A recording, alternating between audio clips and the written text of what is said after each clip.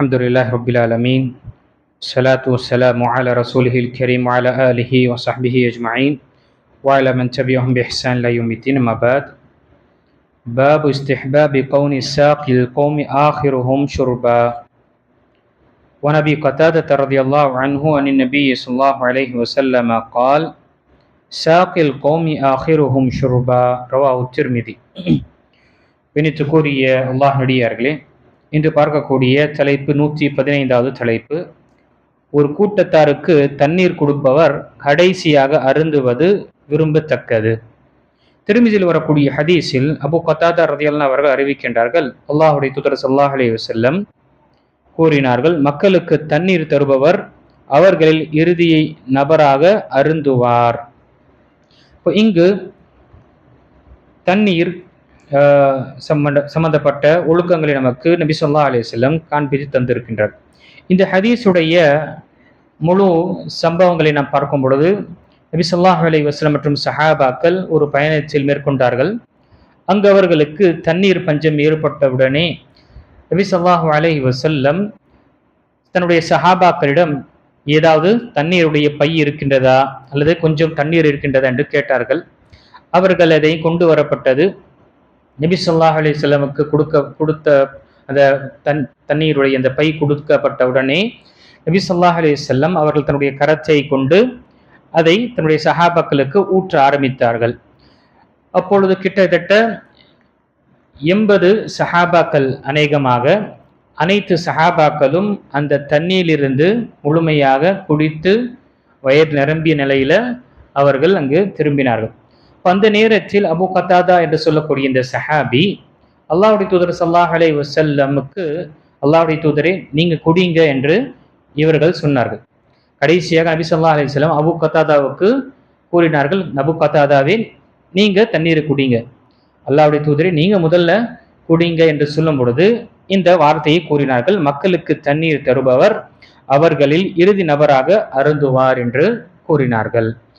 இங்கு குறிப்பாக விருந்தாளியாக வரக்கூடியவர்கள், விருந்து கொடுத்தவர்கள், அவர்களுக்கு பணிவிடை செய்யக்கூடியவர்கள், குறிப்பாக அவர்கள் தன்னுடைய விருந்தினருக்கு கண்ணியப்படுத்துவதும் அவர்களுக்கு அழைக்கும் பொழுது அந்த தேவையான உணவுகளையும் மற்ற விஷயங்களை பரிமாறுவது என்பது நமக்கு மார்க்கம் கற்றுத்தந்த ஒரு அதபாக இருக்குது. இந்த சந்தர்ப்பத்தில் நம்முடைய விருந்தாளி வரும் பொழுது வீட்டில் அழைத்தவர் அவர் விருந்தாளிக்கு மட்டும் உணவோ அல்லது தண்ணீர் அல்லது ஏதோ ஒரு குடிபானத்தை கொடுத்து அருந்துகள் என்று கூறும் பொழுது அவர் குடிக்காமல் இருந்தால் என்ன, இது ஆகுமானதா என்று பார்க்கும் பொழுது, அதே போல விருந்துக்கு அழைத்தார், ஆனால் விருந்து அழைத்தவர் அவர் சாப்பிடவில்லை கூட, விருந்தாளியை மட்டும் என்ன உபசரிக்கின்றார், அவருக்கு பணிவிடை செய்கின்றார், ஆனால் அவருடன் சாப்பிடவில்லை, இது கூடுமா என்று பார்க்கும் பொழுது அந்தந்த நாடோ அல்லது அந்தந்த ஊர் மக்களில் இருக்கக்கூடிய பொதுவாக விருந்தாளியை கண்ணியப்படுத்தக்கூடிய சில கலாச்சாரம், கஸ்டம்ஸ் என்று இருக்கும். இதற்கு உருஃப் என்று சொல்லுவாங்க. உருஃப் அந்தந்த பொதுவாக பழக்கத்தில் என்ன இருக்கின்றதோ அதன் பிரகாரம்தான் இது கூடுமா இல்லையா என்று எடுத்துக்கொள்ளப்படும். சிலருடைய சில பழக்கத்துல வெறும் என்ன செய்வார், விருந்தாளி அழைத்து அவருக்கு மட்டும் முழுமையாக அவருக்கு பரிமாறி வயிறு நிரம்பி சாப்பிட்டு செல்வதற்காக சிலர் முயற்சி செய்வார்கள். அப்போ அந்த ஊர்லயோ அல்லது அந்த அவங்களுடைய மத்தியில இந்த பழக்கம் இருக்கின்றது என்றிருந்தால், அப்போ விருந்தாளியை அழைத்தவர் அவர் என்ன செய்யலாம், சாப்பிடாமல் கடைசியாக அவர் விட்டு செல்வதோ அல்லது கடைசியாக சாப்பிட்டு கொள்ளலாம். அதே போல குடிக்கக்கூடிய குடிபானத்தின் சரி.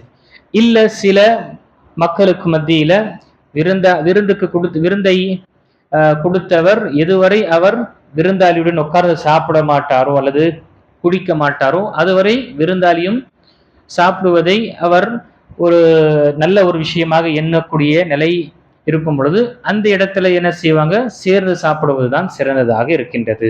இப்போ இந்த ஹதீஸின் அடிப்படையில் பணிவிடை அல்லது பரிமாறக்கூடியவர் கடைசியாக குடிப்பது அல்லது கடைசியாக சாப்பிட்டுக் கொள்வது அனுமதிக்கப்பட்டது. ஆனால் அந்த விருந்தாளி அவர்கள் நீங்க கூட சாப்பிட்டாதான் நானும் சாப்பிடுவேன் என்ற அந்த நிபந்தனை வைத்தார் என்றால் அதை நாம் ஏற்றுக்கொள்ள வேண்டும். இல்லை என்றால் நாம் அவர்களுக்கு அவர்களுக்கு பரிமாறுவதும் அவர்களுக்கு வயிறு நிரம்பி சாப்பிடக்கூடிய நிலை ஏற்படுத்துவது என்பது, உட்கார்ந்து அவர்களுக்கு அனைத்து விஷயங்களை செய்வது என்பது அனுமதிக்கப்பட்டதாக இருக்கின்றது.